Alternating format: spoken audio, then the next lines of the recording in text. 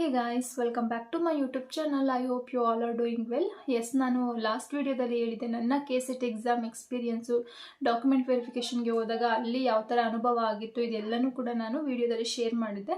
So ತುಂಬ ಜನ ಹೇಳಿದ್ರು ಅವರ KCET ಎಕ್ಸಾಮ್ ಕೂಡ ಈ ವರ್ಷ ಕ್ಲಿಯರ್ ಆಗಿದೆ ಅಂತ. ಸೊ ಯಾರ್ಯಾರ್ದೆಲ್ಲ KCET ಎಕ್ಸಾಮ್ ಕ್ಲಿಯರ್ ಆಗಿದೆ ಅವ್ರಿಗೆ ಕಂಗ್ರ್ಯಾಚುಲೇಷನ್ಸ್. ಜೊತೆಗೆ ಕೆಲವರು ಹೇಳಿದ್ರು 2-3 ಅಟೆಂಪ್ಟ್ ಟ್ರೈ ಮಾಡಿದ್ವಿ, ಬಟ್ ಆದರೂ ಕೂಡ ನಮ್ದು ಇನ್ನೂ ಕ್ಲಿಯರ್ ಆಗಿಲ್ಲ, ಸ್ಟಡಿ ಟಿಪ್ಸ್ ಕೊಡಿ ಅಂತೇಳಿ. ಸೊ ಡೆಫಿನೆಟ್ಲಿ ಕೊಡ್ತೀನಿ ಸ್ಟಡಿ ಟಿಪ್ಸ್ ಏನೇನು.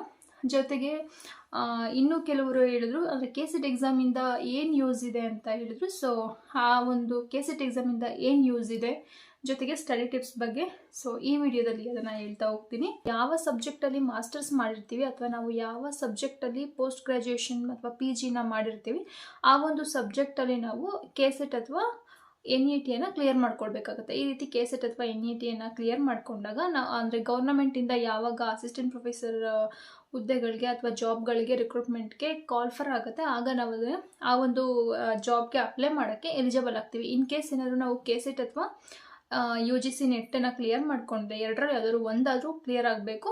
ಇನ್ ಕೇಸ್ ಎರಡೂ ಕ್ಲಿಯರ್ ಆಗಿಲ್ಲ ಅಂತ ಹೇಳಿದಾಗ ಗೌರ್ಮೆಂಟ್ ಡಿಗ್ರಿ ಕಾಲೇಜಲ್ಲಿ ಅಸಿಸ್ಟೆಂಟ್ ಪ್ರೊಫೆಸರ್ಗೆ ಕಾಲ್ ಫರ್ ಆಯಿತು, ಜಾಬ್ಗೆ ಕಾಲ್ ಫರ್ ಆಯಿತು ಅಂತ ಹೇಳಿದಾಗ ನಮಗೆ ಮಾಸ್ಟರ್ಸ್ ಆಗಿದ್ರೂ ಕೂಡ ನಾವು ಮಾಸ್ಟರ್ಸ್ನ ಮಾಡಿದ್ರೂ ಕೂಡ KCET ಮತ್ತು NET ಎರಡರಲ್ಲಿ ಯಾವ್ದಾದ್ರು ಒಂದು ಎಕ್ಸಾಮ್ ಕ್ಲಿಯರ್ ಮಾಡ್ಕೊಂಡಿಲ್ಲ ಅಂತ ಹೇಳಿದ್ರೆ ನಾವು ಆ ಒಂದು ಅಸಿಸ್ಟೆಂಟ್ ಪ್ರೊಫೆಸರ್ ಎಕ್ಸಾಮ್ನ ಬರೆಯೋದಕ್ಕೆ ಎಲಿಜಿಬಲ್ ಇರೋದಿಲ್ಲ. ಸೊ ಹಾಗಾಗಿ KCET ಎಕ್ಸಾಮ್ ಅಸಿಸ್ಟೆಂಟ್ ಪ್ರೊಫೆಸರ್ ಆಗಲಿಕ್ಕೆ ತುಂಬಾ ಇಂಪಾರ್ಟೆಂಟ್. ಬಟ್ PU ಕಾಲೇಜ್ ಲೆಕ್ಚರರ್ಸ್ಗೆ KCET ಅಥವಾ NET ಎಕ್ಸಾಮ್ ಅಷ್ಟು ಇರೋದಿಲ್ಲ. ಅಂದರೆ ನಾವು ಗೆಸ್ಟ್ ಫ್ಯಾಕಲ್ಟಿಯಾಗಿ ವರ್ಕ್ ಮಾಡಲಿಕ್ಕೆ ಇದೆಲ್ಲ ನೆಸೆಸಿಟಿ ಇಲ್ಲ. ಕೆಲವೊಂದು ಕಾಲೇಜ್ಗಳಲ್ಲಿ ಅಂದರೆ ಕೆಲವೊಂದು ಗೌರ್ಮೆಂಟ್ ಡಿಗ್ರಿ ಕಾಲೇಜ್ಗಳಲ್ಲಿ ಎಷ್ಟೊಂದು ಜನ ವರ್ಕ್ ಮಾಡ್ತಾ ಇದ್ದಾರೆ ಆಲ್ರೆಡಿ, ಬಟ್ ಅವ್ರದ್ದು KCET ಆಗಿರಲ್ಲ, NET ಆಗಿರಲ್ಲ, ಬಟ್ ಎಕ್ಸ್ಪೀರಿಯನ್ಸ್ ವೈಸು ಕೆಲಸ ಮಾಡ್ತಿದ್ದಾರೆ.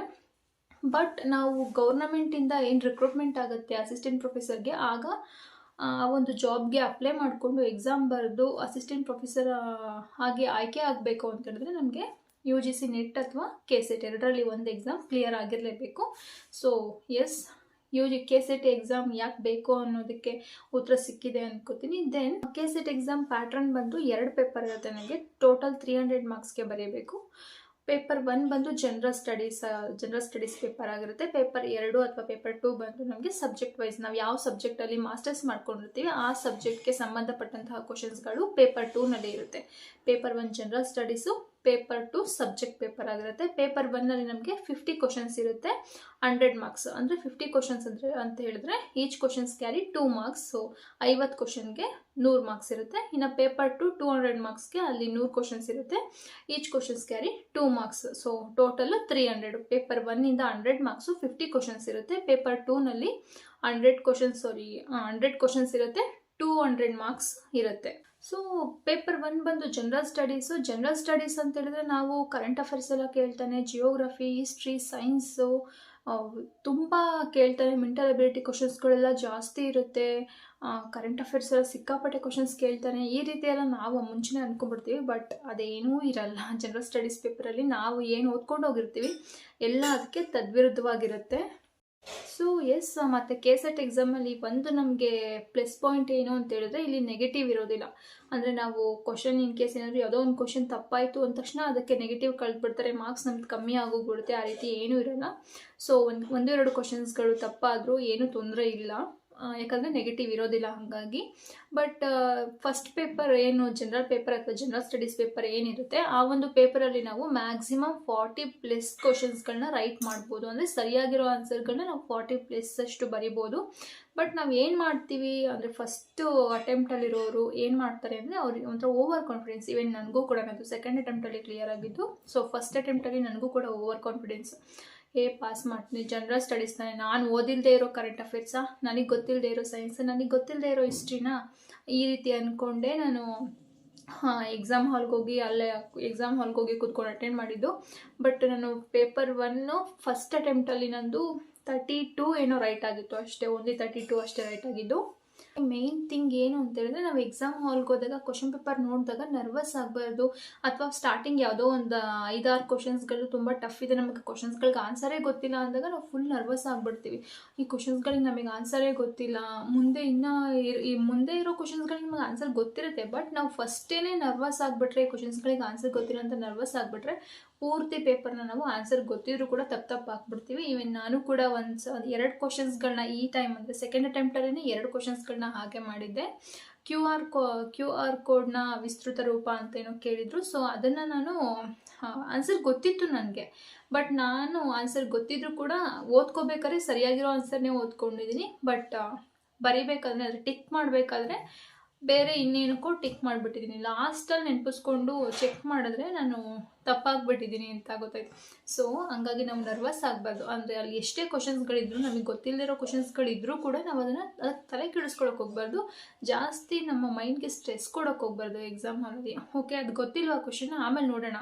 ಯಾವ್ಯಾವ ಕ್ವಶನ್ಸ್ ಗೊತ್ತಿದೆ ಅದಕ್ಕೆ ಫಸ್ಟ್ ಆನ್ಸರ್ ಮಾಡ್ಕೊಂಡು ಹೋಗೋಣ. ಈ ರೀತಿ ಮೈಂಡ್ ಸೆಟ್ ಇಟ್ಕೊಂಡ್ರೆ ಡೆಫಿನೆಟ್ಲಿ ನಾವು ಪೇಪರ್ ಫಸ್ಟಲ್ಲಿ 40+ ನಾವು ರೀಚ್ ಮಾಡ್ಬೋದು.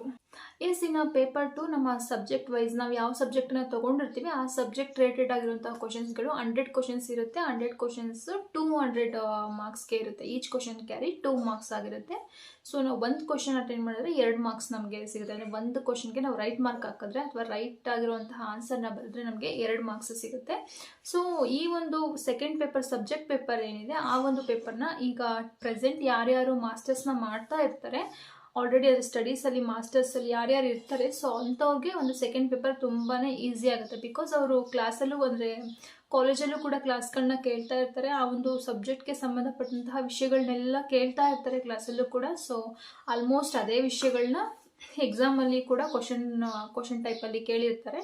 ಸೊ ಹಾಗಾಗಿ ಆದಷ್ಟು ಯಾರ್ಯಾರು ಈಗ ನೀವು ಬಿಗಿನರ್ಸ್ ಯಾರ್ಯಾರು ಇದ್ದೀರಾ, KCET ಎಕ್ಸಾಮ್ನ ಫಸ್ಟ್ ಅಟೆಂಪ್ಟ್ ಅಥವಾ ಸೆಕೆಂಡ್ ಅಟೆಂಪ್ಟಲ್ಲಿ ಯಾರ್ಯಾರು ತೊಗೊಳ್ತಾ ಇದ್ದೀರಾ, ಸೊ ಅಂಥವರೆಲ್ಲ ಆದಷ್ಟು ನಿಮ್ಮ ಸ್ಟಡೀಸ್ ಲೈಫಲ್ಲಿ ಇರಬೇಕಾದ್ರೇ, ಅಂದರೆ ನೀವು ಮಾಸ್ಟರ್ಸ್ ಮಾಡ್ಕೊಳ್ಬೇಕಾದ್ರೇ ಕ್ಲಿಯರ್ ಮಾಡ್ಕೊಳ್ಳೋಕ್ಕೆ ಟ್ರೈ ಮಾಡಿ. ಬಿಕಾಸ್ ಮೋಸ್ಟ್ ಆಫ್ ದ ಕ್ವಶನ್ಗಳು ನೀವು ಓದ್ತಾ ಇರುವಂತಹ ಪ್ರೆಸೆಂಟ್ ನೀವು ಏನು ಸಿಲೆಬಸ್ನ ಓದ್ತಾ ಇರ್ತೀರಾ ಆ ಸಿಲೆಬಸ್ ರಿಲೇಟೆಡ್ ಆಗೇ, ನೀವು ಕಾಲೇಜಲ್ಲಿ ಕೇಳುವಂತಹ ಕ್ಲಾಸಸ್ ರಿಲೇಟೆಡ್ ಆಗೇ ಆ ಒಂದು ಕ್ವಶನ್ಸ್ಗಳು ಫ್ರೇಮ್ ಆಗಿರುತ್ತೆ. ಸೊ ಹಾಗಾಗಿ ಬಿಗಿನರ್ಸ್ ಯಾರಿದ್ದೀರಾ, ಮಾಸ್ಟರ್ಸ್ ಮಾಡಿಕೊಂಡೇ KCET ಎಕ್ಸಾಮ್ನ ಯಾರ್ಯಾರು ತೊಗೊಳ್ತಾ ಇದ್ದೀರಾ ಅಥವಾ UGC ನೆಟ್ ಎಕ್ಸಾಮ್ನ ಯಾರ್ಯಾರು ತೊಗೊಳ್ತಾ ಇದ್ದೀರಾ ಅಂಥವರು ಆದಷ್ಟು ನಿಮ್ಮ ಸ್ಟಡೀಸ್ ಲೈಫ್ ಎಂಡ್ ಆಗೋದ್ರೊಳಗಡೆ, ಅಂದರೆ ಆ ಒಂದು ಮಾಸ್ಟರ್ಸ್ ಮುಗಿಯೋದ್ರೊಳಗಡೆ ಕ್ಲಿಯರ್ ಮಾಡ್ಕೊಳ್ಳೋಕ್ಕೆ ಟ್ರೈ ಮಾಡಿ. ನಾನು ಪೇಪರ್ 1 ಮತ್ತು ಪೇಪರ್ 2 ಬಗ್ಗೆ ಇನ್ನೂ ಅಂದರೆ ನಾನು ಪೇಪರ್ 1 ಮತ್ತು ಪೇಪರ್ 2 ಬಗ್ಗೆ ಇನ್ನೂ ಜಾಸ್ತಿ ಇನ್ಫಾರ್ಮೇಷನ್ನ ನೆಕ್ಸ್ಟ್ ವೀಡಿಯೋದಲ್ಲಿ ಕೊಡ್ತೀನಿ. ಅದ್ರ ಜೊತೆಗೆ KTET ಎಕ್ಸಾಮ್ ಅಂದರೆ ಕರ್ನಾಟಕ ಟೀಚರ್ಸ್ ಎಲಿಜಿಬಿಲಿಟಿ ಟೆಸ್ಟ್ ಅಂದರೆ BEd ಆಗಿರೋರು ಯಾರ್ಯಾರು KTET ಎಕ್ಸಾಮ್ನ ತೊಗೊಳ್ತಾರೆ, ಸೊ ಅವ್ರಿಗೋಸ್ಕರ ಕೂಡ ಬೇಗ ಎಕ್ಸಾಮ್ನ ಅಂದರೆ ಫಸ್ಟ್ ಅಟೆಂಪ್ಟಲ್ಲೇ ಎಕ್ಸಾಮ್ನ ಹೇಗೆ ಕ್ಲಿಯರ್ ಮಾಡ್ಕೊಳ್ಬೇಕು, ಏನೇನು ಟ್ರಿಕ್ಸ್ಗಳನ್ನು ಯೂಸ್ ಮಾಡಬೇಕು ಅನ್ನೋದನ್ನು ನೆಕ್ಸ್ಟ್ ವೀಡಿಯೋದಲ್ಲಿ ತಿಳಿಸ್ಕೊಡ್ತೀನಿ. ಸೊ ಐ ಹೋಪ್ ನಿಮಗೆ ವಿಡಿಯೋ ಇಷ್ಟ ಆಗಿದೆ ಅನ್ಕೋತೀನಿ. ಇದೇ ಥರ ಹೊಸ ವೀಡಿಯೋದೊಂದಿಗೆ ಮತ್ತೆ ಬರ್ತೀನಿ. ಅಲ್ಲಿವರೆಗೂ take care, by, have A good day.